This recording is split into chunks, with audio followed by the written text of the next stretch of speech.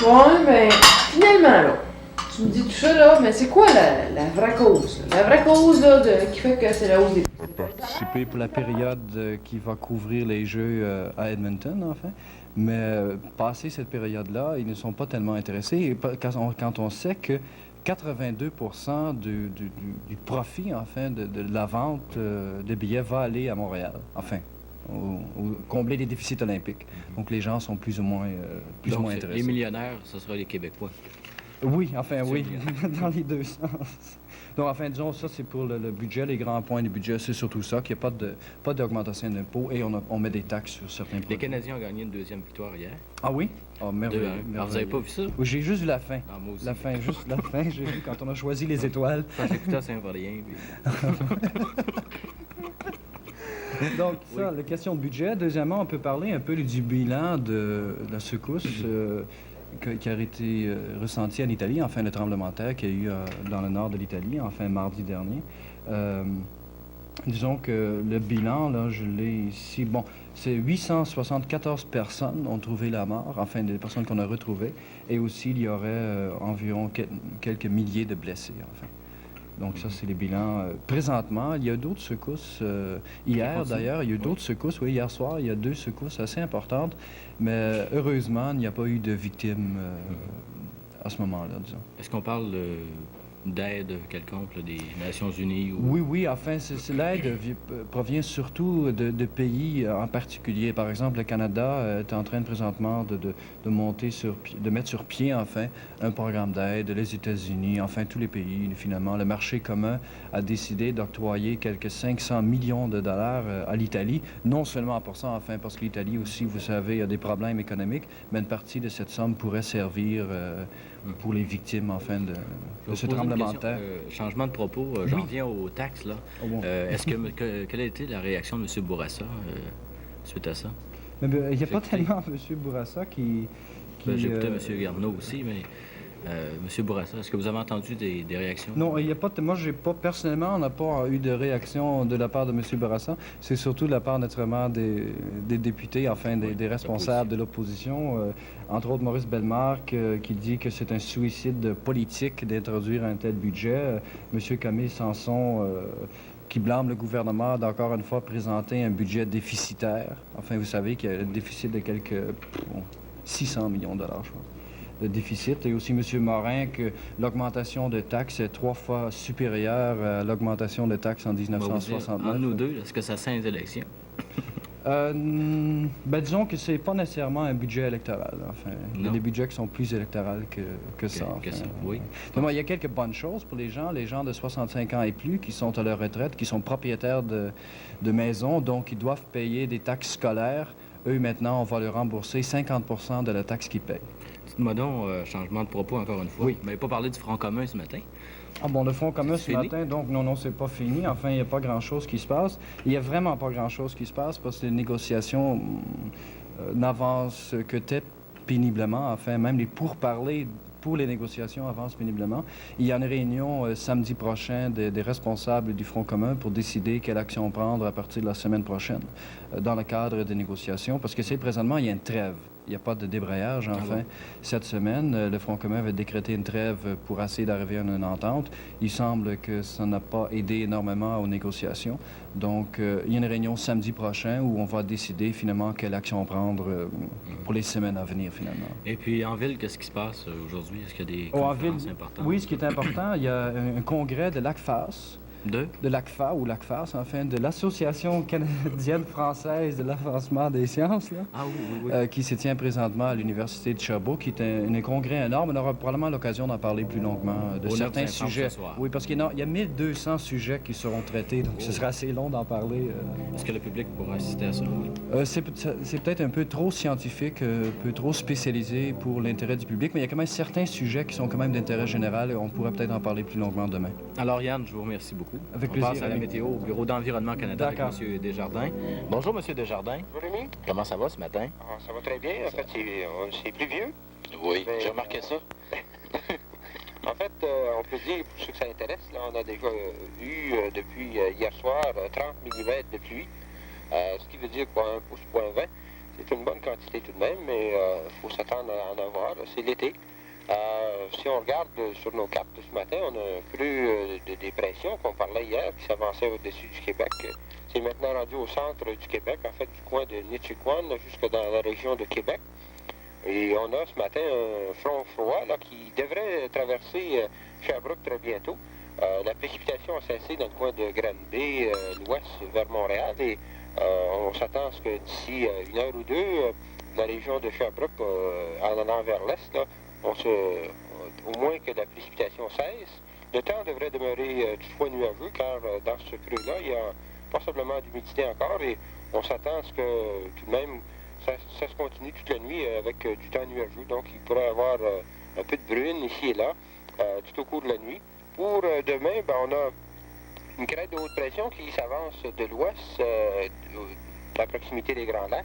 Mais cette crête-là semble être assez faible. Donc, pour les cantons de l'Est, demain, avec une orientation des vents en altitude qui devrait nous amener du sud-ouest vers le nord-est, ça devrait nous laisser tout de même avec possiblement nuageux comme temps.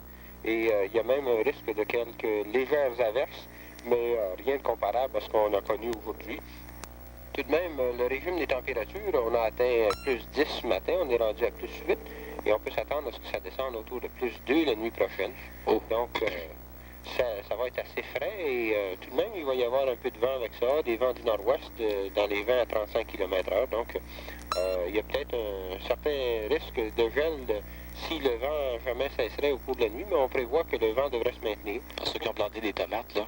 C'est ça, donc il y aurait peut-être lieu de protéger un peu, mais avec la forte pluie qu'on a eue, et si le vent se maintient comme on prévoit, probablement que le risque est minimum au cours de la nuit.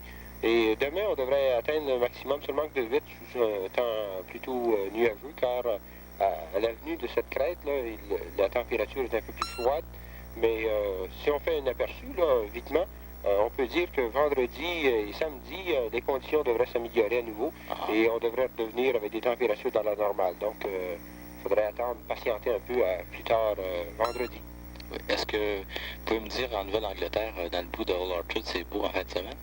Dans ce coin-là, ça va être un peu le même temps qu'on va connaître. Ce matin, il pleut dans ce coin-là. La bande de précipitation se dirige vers l'Atlantique. Et c'est un peu la même condition. En fait, il faut aller au sud de New York pour avoir des conditions plus chaudes de ce matin. Car si on regarde sur la Nouvelle-Angleterre, c'est autour de 13 à cette heure-ci. Alors, Atlantic City... À Atlantic City, ce matin, c'est autour de 16, 17. Donc, c'est nuageux là également. Le front froid s'étendait juste dans ce coin-là. Je me change une blatte en fin de semaine, là. Qui va faire beau. Alors, je vous remercie. Il faudra passer à la région de Toronto, probablement. À Toronto? Donc, vers l'ouest, il y a plus de chances qu'il fasse beau. OK, M. Desjardins, on attend vos nouvelles demain. Parfait, demain. Merci, au revoir. Voilà, c'était nos informations commentées. On poursuit dans un instant rue principale avec Yves Grandmaison. On vous parle du Club Optimiste et de la Journée de l'Arbre.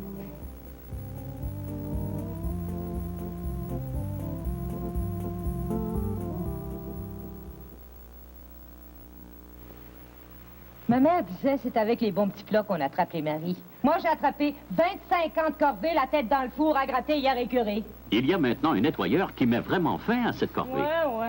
De formule spéciale, il nettoie le four tout seul durant la nuit. Ah? Voici Monsieur Muscle, le musclé. On le vaporise le soir et sa mousse auto-récurrente pénètre et absorbe la saleté même cuite. Le matin, un coup d'éponge et le tour est joué.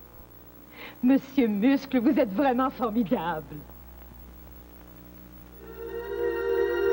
Le soleil nous apporte énergie, chaleur et lumière. Et quand quelque chose se glisse entre le soleil et vous, presque toute la lumière disparaît.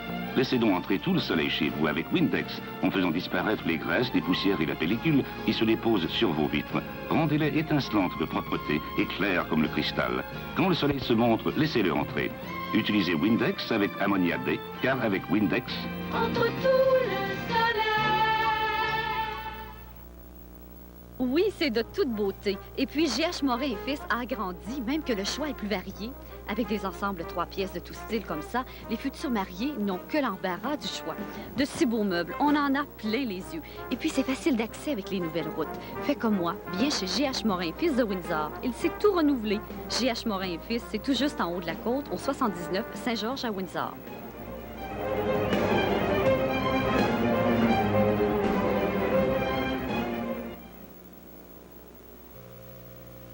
Vente extraordinaire en cours chez Musique Jean Julien.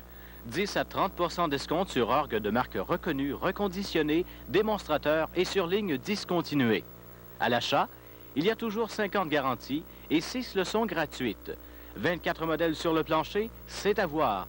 Et on ne sait pas quand la vente se termine. 12 années de service du public, c'est Musique Jean Julien, 1315 King West à Sherbrooke.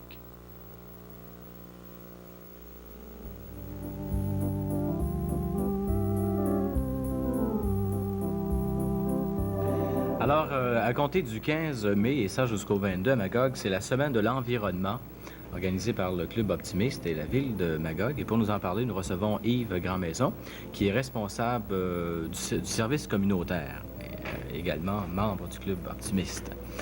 Alors, c'est la semaine de l'environnement. Pourquoi, tout d'abord, avoir organisé cette journée? Alors, l'organisation, là, c'est d'abord le Club Optimiste, avec le service de l'environnement de Magog, du Québec, dont le responsable est Jean-Louis Scott. Si on a des arbres, c'est grâce à lui. Alors, merci en passant. Et la Cité de Magog qui prête sa collaboration de façon là, formidable. Alors, je veux remercier Jean-Louis au départ. Maintenant, la Semaine de l'arbre, le but d'abord de ça, c'est que plus on lit, plus on s'informe sur protection, environnement, toutes ces choses-là, on se rend compte que le gouvernement accentue sur donner des arbres au reboisement, si on veut, là. On se rend compte que partout où il y a des étangs d'eau et qu'on se dépêche de déboiser les alentours, on se rend compte à très court terme là, que l'eau devient très polluée. Alors c'est prouvé que partout où vous avez des arbres amplement alentour d'un étang d'eau, d'un lac, l'eau est très bonne et très claire et très pure. Alors ce qui veut dire que les arbres aident à conserver notre eau pure, bonne, enfin. Alors, c'est pour une des raisons qui motive le Club Optimiste, et c'est dans notre organisation, là, à l'international, quand on parle de service communautaire, alors c'est dans notre organisation, alors c'est une... Alors, on sert de tout ça, oui, pour vraiment, là, avancer. Puis je pense que c'est être optimiste là, que planter des arbres. Même s'ils sont petits, les gens disent, ben c'est des petits arbres. Tu sais, des fois, ils ont l'impression qu'on va leur donner des arbres qui sont 5-6 pieds de haut, mais c'est pas possible. C'est ça. Alors, soyez assurés que dans 5 ans, ces arbres-là qu'on donne là, samedi vont être à votre grandeur. Plus vous êtes grand, plus ils seront grands. Vous pousser selon vous allez les planter. Alors, ça débute samedi, cette semaine, en fin de compte, du 15 au 22. Alors, qu'est-ce qui va se passer la journée du 15, samedi? La journée du 15, on donne nos arbres. Alors, premièrement, c'est gratis. Maintenant, il y a une petite parenthèse là, qui est importante d'apporter, c'est que toutes les personnes qui ont des volumes chez eux qui sont récupérables, de bons volumes, puis ça, à peu près tout le monde a des volumes à la maison qu'on ne se sert plus, qu'on a lu, puis que ça nous intéresse plus ou moins, puis qui sont peut-être serrés dans une boîte à la cave, enfin tout ça, ou dans le grenier. Alors on demanderait de nous les apporter, puis on va vous les échanger contre des arbres. Maintenant, même si vous n'avez pas d'arbres, n'oubliez pas qu'au départ, c'est gratis nos arbres. Alors c'est pas venez, puis il y en a pour vous autres, puis ça nous fera plaisir d'en donner à tout le monde. Maintenant, c'est important là, de retenir que si vous avez des vieux livres, même si vous ne voulez pas d'arbres, puis que vous avez des vieux livres, apportez-nous-les quand même. Alors, de ça, on va les récupérer, ces vieux volumes-là, et si par hasard, pour l'organisme pour lequel on les ramasse, ça ne les intéresse pas, quelques-uns, là, alors on aura quand même récupéré du papier, là, qui sera peut-être brûlé ou jeté aux déchets à un moment donné. Alors ce papier-là, nous, on le redonnera à un organisme qui va le récupérer. Maintenant, on veut juste des vieux livres. Alors, des anciens livres? Oui, des anciens livres. Pas de journaux? Non. Alors on veut pas de journaux, puis certaines revues, parce que apparemment c'est des gars du club qui vont les garder. Alors on veut juste... Je sais à quoi vous faites allusion, là. Alors on veut simplement des volumes. Oui. Maintenant, encore là, si vous n'en avez pas, venez, on a des arbres pour vous autres.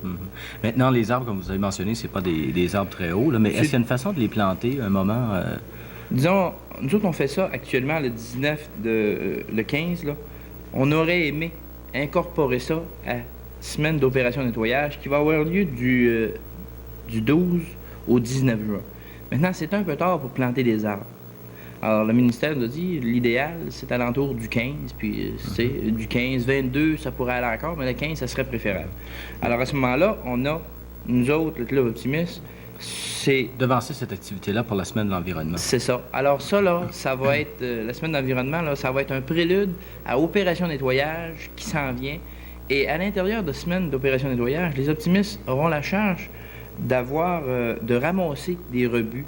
Alors, il y aura des containers qu'on appelle en français exactement, là, des boîtes là, spéciales, là, qu'on ramassera les déchets à 2 endroits différents donnés. Là. Alors, à ce moment-là, il y aura une publicité de faite à ce moment-là, puis tout ça. Alors, on ne veut pas actuellement là, avoir des déchets ou des rebuts, comme l'an passé, on avait fait l'échange avec des arbres, on avait des rebuts. Cette année, on veut simplement des volumes. Des vieux livres. Oui. Bon. Puis on gardait ça pour opération nettoyage. C'est possible de réserver? Oui.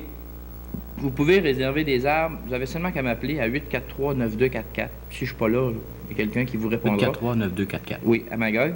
Alors, vous avez simplement à appeler puis dire à peu près combien. Alors, à ce moment-là, on peut vous réserver pour moi 50, 60, 100 arbres. Monsieur Grand-Maison, déjà, c'est tout le temps que nous avions. Il va falloir vous revenir en manche courte cet été, nous parler de la semaine nettoyage, qui, elle, se déroulera du 12 au 19 juin prochain.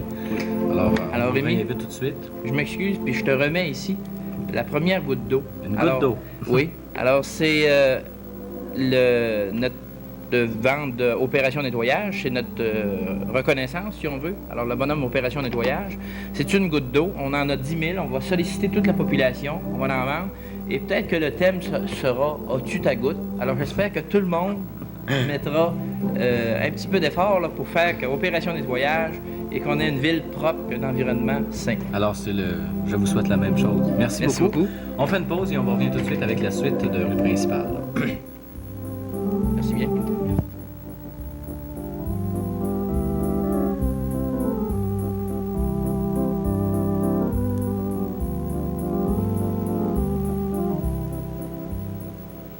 Voici le plus fantastique sauve-travail à vous être offert depuis des années. Dursol, la façon la plus facile de nettoyer et polir presque tous les articles de la maison et de les faire briller. Regardez, appliquez seulement un peu de Dursol sur ce plan en cuivre, la ternissure, la saleté incrustée et les cernes causées par la chaleur disparaissent et le plat brille comme neuf. Dursol agit sur toutes les surfaces en métal. En une simple opération, il nettoie et polit l'argenterie, les portes et les châssis d'aluminium, le bronze, l'acier inoxydable, l'étain et même le chrome. Dursol ne se contente pas de supprimer facilement et rapidement la rouille. En plus, il laisse une couche protectrice durable qui en retarde efficacement le retour éventuel. Dursol est prodigieusement efficace pour nettoyer les taches tenaces sur la porcelaine, le vinyle, le plastique et même sur le fibre de verre gravement taché. Procurez-vous Dursol, la façon la plus facile de résoudre vos ennuis de nettoyage et de polissage. En vente dans les magasins suivants.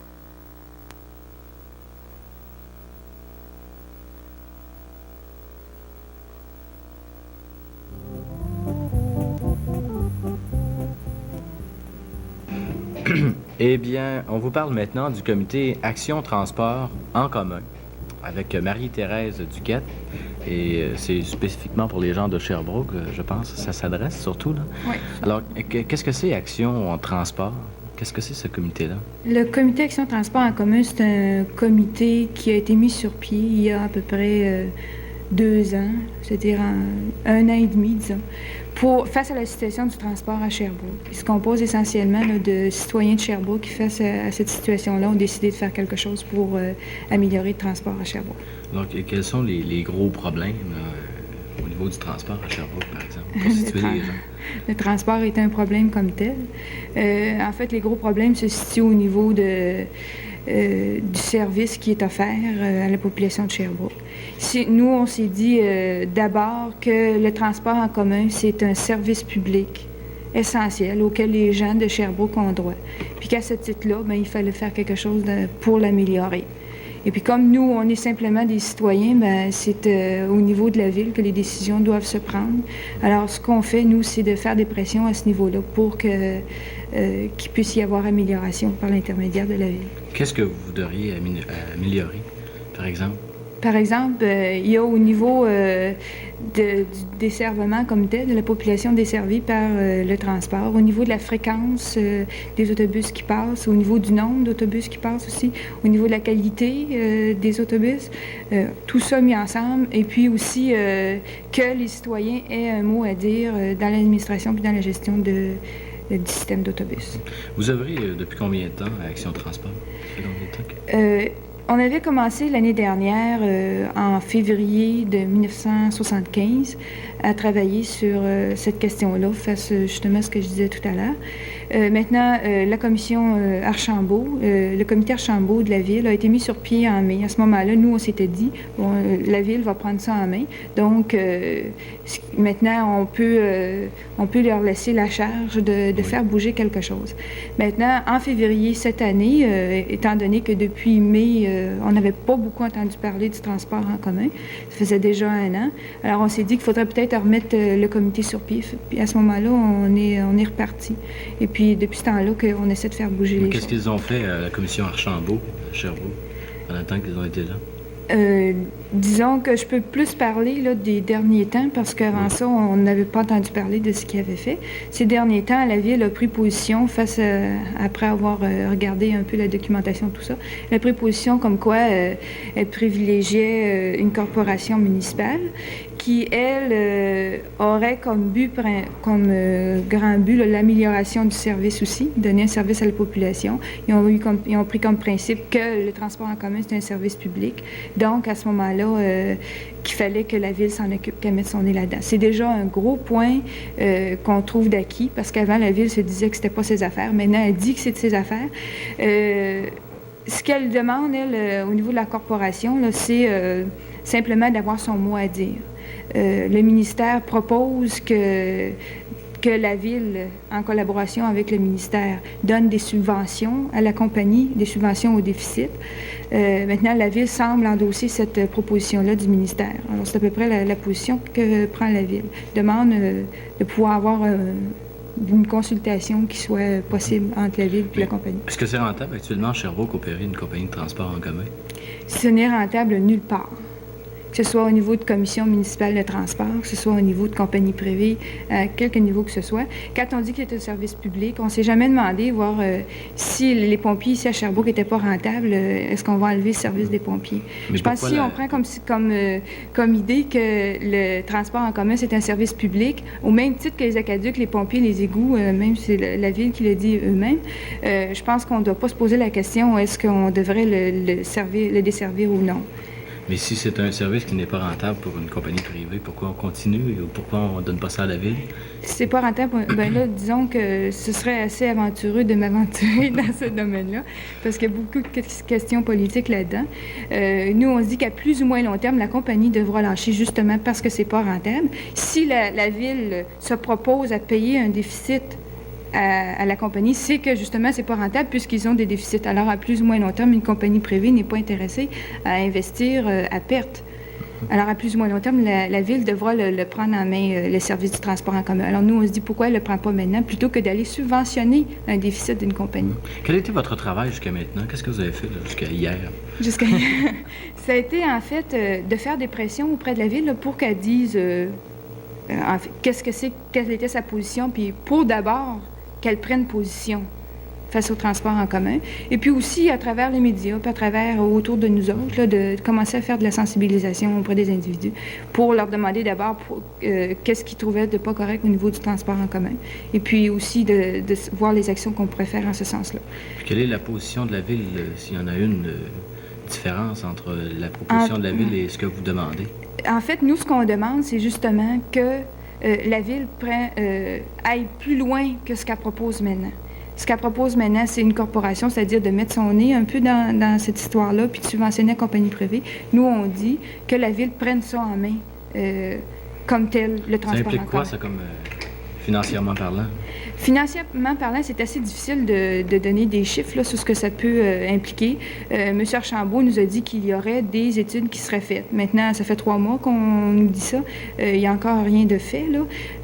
L'action qu'on va entreprendre maintenant, là, c'est de s'arranger pour que ça se fasse le plus rapidement possible pour qu'on ait une idée de ce que ça pourrait occasionner comme coût, et pour une corporation telle que préconisée par la Ville, et pour une municipalisation éventuelle. Alors, c'est une histoire à suivre. C'est une histoire à suivre. Puis au cours de la semaine, le comité, ce qu'on veut faire, c'est de demander des appuis auprès de la population sur la position que nous, on demande. Marie-Thérèse Duquette, va falloir venir continuer à un moment donné où c'est rendu, l'histoire. Et ça nous fera plaisir de vous recevoir. Merci beaucoup. Merci beaucoup. Alors voilà, c'est quasiment là-dessus que nous... C'est pas des choses qui vous sont arrivées. C'est pas une question de préférer avec qui travailler. Les tournées qu'on a fait des souvenirs mémorables avec Jacques Normand, et ensuite avec Jacques Normand, Paul Dorval, Il y avait Calotte Bonheur aussi. Au début, il y avait Monique Lérac. Et après, c'était avec Olivier Guimond, Denis Drouin, Paul Berval, puis moi, ça s'appelait Picatou. On a eu un tas d'aventures en tournée qui arrive, mais les raconter, c'est jamais drôle, parce que c'est des aventures qu'il faut vivre. Ouais. Quand on est en tournée, c'est fatigant, hein? Les bagarres, les voitures, puis un endroit à un autre, mais les gens sont tellement aimables partout où on va qu'on oublie les inconvénients du voyage. Comment vous avez trouvé les gens de Sherbrooke? Mais les gens de Sherbrooke, ça fait longtemps que je les connais. Oui. Parce qu'on était affiliés à un autre poste ici, dans le temps, puis je venais souvent à Sherbrooke. C'est que j'ai connu René Caron. Ah oui. J'avais connu ici, pas au poste, à Taverne. Bon. J'ai connu Jacques Tremblay à 2 h du matin. C'était toujours à Taverne.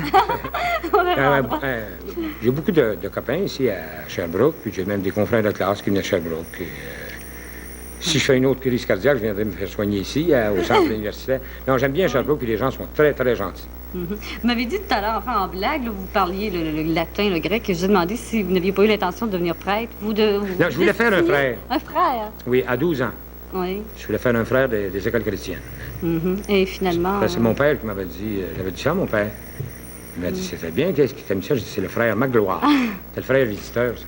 Ah bon? Il lui montrait, on avait des billets pour aller au ciel, mais pas de billets de retour. On avait des photos des novices qui jouaient au tennis. Alors, mon père, qui était inspecteur général des écoles, est allé à l'école.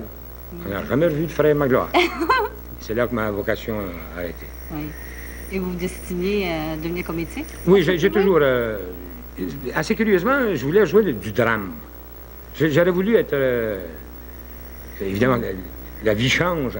Parce que d'abord, je n'ai pas le physique du jeune premier. Et mais je me disais de la comédie, d'abord, c'est trop facile à faire. Et Dieu sait que j'ai changé d'avis depuis ce temps-là. Et c'était avec Jacques Normand, à un moment donné, on faisait une émission qui s'appelait Le fantôme au clavier. Au moment où vous n'étiez qu'une mauvaise pensée dans l'idée de votre père. Et Jacques m'a demandé quelque chose, puis à un moment donné, j'ai répondu quelque chose, puis les gens commencent à rire, puis ils rient encore, puis... D'ailleurs, je suis pas drôle, c'est quelqu'un qui a parti la rumeur. Mais moi, je ne l'ai jamais nié. Ah bon? Alors, dites-le pas que c'est pas vrai. Bon, d'accord, alors on ne dira pas de des spectateurs. Merci beaucoup, Gilles Pellerin. Nous revenons dans quelques instants. Oh, j'aimerais que la pluie s'arrête. Je suis pas sortie de la journée. Le dîner est prêt, Stéphane? Si j'avais le choix, ce serait du shake and bake. C'est si croustillant et tendre et juteux au-dedans. Ça fait 2 semaines qu'on en a pas eu. Le dîner, Stéphane? J'y vais, maman. C'est du shake and bake. Du poulet shake and bake. Votre famille n'en voudrait-elle pas plus souvent? Jeannette, hein? Tu devrais essayer cette marque bon marché. Viens à la maison avec ta trouvaille. Tu vas voir pourquoi je m'en tiens à Maxwell-House. Maintenant, goûte à mon Maxwell-House. C'est sûr que ton Maxwell-House a une saveur plus riche que ce café bon marché. Et sans ça. Pas de comparaison possible. Je comprends pourquoi tu trouves le café instantané Maxwell-House trop bon pour changer. Maxwell House, bon jusqu'à la dernière goutte. Archidrome, ça vous dit quelque chose? Archidrome, c'est l'innovateur de la structure d'acier en forme d'arche autoportante. Archidrome s'adapte soit à une ferme, un établissement commercial ou industriel. Archidrome, c'est une façon rapide de bâtir accommodique. Archidrome, c'est une équipe spécialisée qui saura répondre à toutes vos questions en appelant à Fréviré à 514-678-4444. Archidrome, 3100 Boulevard Loche à Saint-Hubert.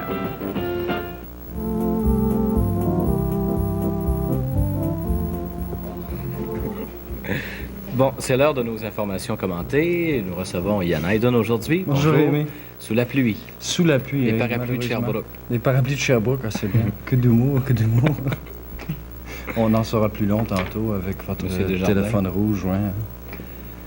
Bon. Il est 30 ce matin. On commence par quoi, Rémi? Qu'est-ce qui peut vous intéresser? Tiens. Le budget, oui. Je fume pas, mais en tout cas. Non, juste rapidement pour expliquer un peu aux gens à quoi consiste ce budget. On en a beaucoup parlé hier soir. On en parle aujourd'hui dans les journaux, disons. Juste pour rapidement sortir les grands points. Disons, d'abord, il n'y a pas d'augmentation d'impôts. Je ne parle pas de taxes, mais au moins, il n'y a pas d'augmentation d'impôts pour les particuliers. Ni de taxes, en fait. Il y en a. Ah non, enfin, on devise, de fait, les